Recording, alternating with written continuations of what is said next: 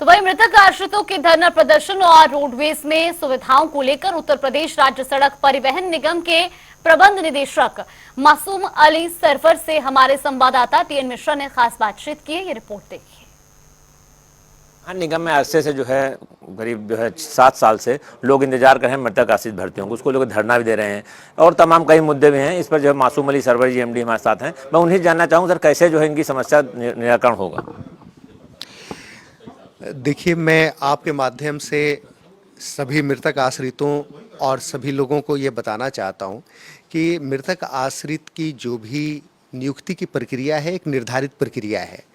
2004 का शासनादेश जो सार्वजनिक उद्यम ब्यूरो का है वो बड़ा स्पष्ट है कि कोई भी निगम हो, संघ हो, जब तक कि वो लाभ की स्थिति में नहीं रहेगा तब तक मृतक आश्रितों के बारे में नियुक्ति के विषय में कोई कार्रवाई नहीं की जा सकती।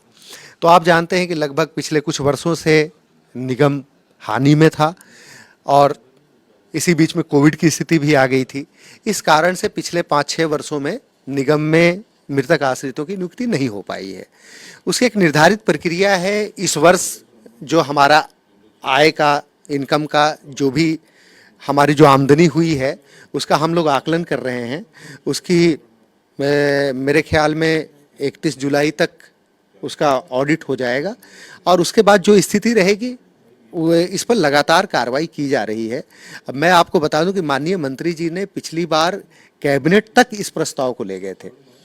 चूंकि वो एक शासनादेश है और निगम अकेला निगम नहीं है, प्रदेश में बहुत सारे निगम हैं, संघ हैं, तो वहाँ पर सब में एक रूपता लाने के लिए एक शासनादेश है। उस शासनादेश के अनुसार ही कार्रवाई की जा सकती है। तो इसमें लगातार आगे कार्रवाई चल रही है। मैं सभी से यही कहूँगा कि एक निर्धारित प्रक्रिया है, उसका पालन शासन को भी करना है, निगम को भी करना है। हम सभी एक निर्धारित व्यवस्था में काम करते हैं।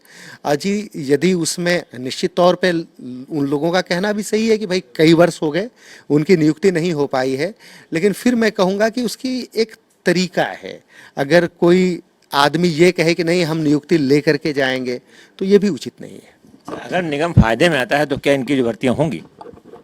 मैं बता तो रहा हूँ कि हमारे जो माननीय परिवहन मंत्री जी थे उन्होंने जब निगम हानि में था तब भी उन्होंने बहुत प्रयास किया था, लेकिन एक चूंकि मैंने बताया कि निर्धारित प्रक्रिया, उस प्रक्रिया का पालन करते हुए आगे कार्रवाई की जानी है।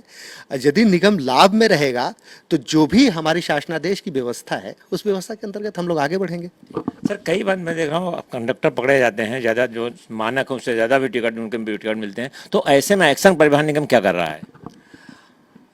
परिवहन निगम एक व्यावसायिक संस्था है और हमारे लिए बहुत महत्वपूर्ण है कि हमारी वित्तीय स्थिति अच्छी रहे। वित्तीय स्थिति अच्छी रहेगी तो जैसा अभी आपने मृतक आश्रितों के बारे में पूछा, हमारा पूरे जो व्यवस्था है, 50,000 कर्मचारी हैं हमारे, उन सब की तनख्वाह है, उन सब का परिवार है, इन सब चीज़ों पे पूरी जो भी चीज़ें निर्भर हैं वो इस बात पे निर्भर है कि हमारी वित्तीय स्थिति अच्छी रहे।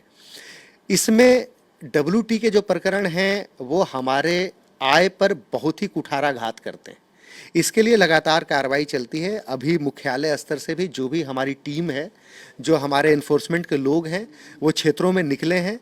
बिल्कुल स्पष्ट कर दिया गया है कि जहां पर भी WT के बड़े प्रकरण पकड़े जाएंगे उसमें जो भी जिम्मेदार होंगे, न केवल ARM बल्कि जो संबंधित ट्रैफिक इंस्पेक्टर होंगे, उन सब के खिलाफ कार्रवाई की जाएगी।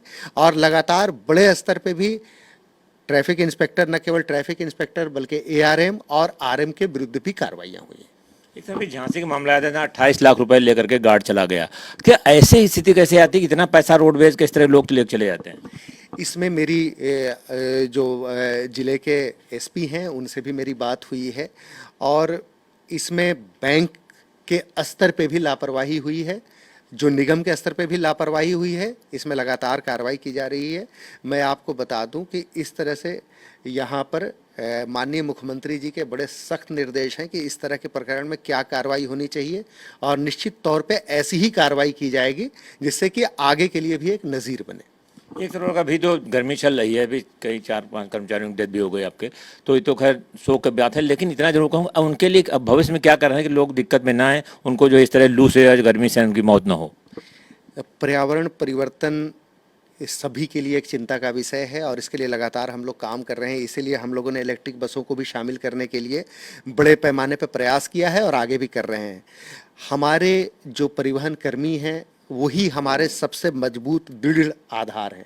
अगर वो स्वस्थ रहेंगे तभी परिवहन निगम आगे बढ़ेगा, अच्छे से सुचारू रूप से संचालित होगा, जिससे कि लोगों को लाभ मिल सके।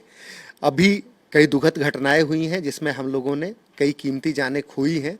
इसके लिए हम लोगों ने एक सर्कुलर निकाला है कि पर्याप्त पानी की व्यवस्था हो, पर्याप्त उनके आराम की व्यवस्था हो, जिससे कि अनावश्यक किसी को कोई परेशानी का सामना न करना पड़े। और जो मौसम है उसको तो कुछ नहीं कर सकते, लेकिन जो हमारे स्तर से जो क्षेत्र के लेवल पे, चाहे वो आरएम हो, एआरएम हो, उन सबको निर्देशित किया गया है कि उनकी भी सुविधा एवं सुरक्षा का पूरा ध्यान रखा जाए। Thank you. तो ऐसे मासूम अली सरवर जी का सीधे से कहना है कि मृतक आश्रित के मामले में जब निगम फायदे में आएगा तभी इनकी भर्ती संभव है, अन्यथा जो है जब तक निगम फायदे में नहीं आएगा तब तक भर्ती होना संभव नहीं। दूसरी तरफ जहाँ लू और गर्मी की बात है तो इसको लेकर के उनका सीधे निर्देश है कि कंडक्टर और ड्राइवर्स को ठंडे पानी की व्यवस्था की जाए, उनके लिए जो है इलेक्ट्रॉल की व्यवस्था की जाए और ये सारी जिम्मेदारी लोकल स्तर पर निभाई जाएगी। कैमरा पर्सन रियाज के साथ TN मिश्रा, जनता TV, लखनऊ।